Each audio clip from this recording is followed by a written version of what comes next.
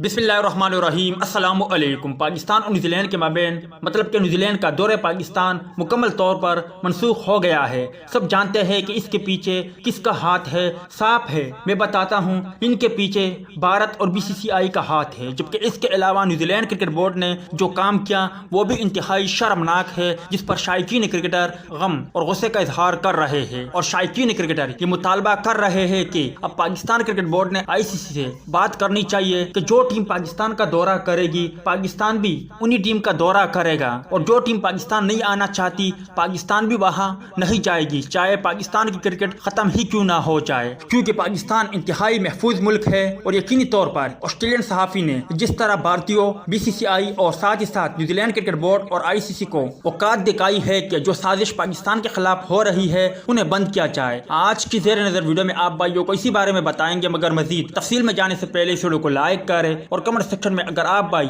میری اس بات سے اتفاق رکھتے ہو تو آپ اس ویڈیو کو شیئر اور کمنٹ سیکشن میں کوئی بہترین جملہ ضرور لکھیں۔ پاکستان اور نیوزی لینڈ کے مابین سیریز سیکیورٹی خدشات کے باعث منسوخ ہونے کے بعد آسٹریلیا صحافی کی جانب سے پاکستان کو دنیا کے محفوظ ترین ممالک میں سے ایک قرار دیا ہے۔ ترجمان PCB کے مطابق آج نیوزی لینڈ کرکٹ بورڈ نے آگاہ کیا ہے کہ انہیں سیکیورٹی کے حوالے سے الرٹ کیا گیا ہے، اس لیے ایک طرفہ طور پر سیریز ملتوی کرنے کا فیصلہ کیا ہے۔ سیریز منسوخ ہونے کی خبر سامنے آتے ہی آسٹریلیا صحافی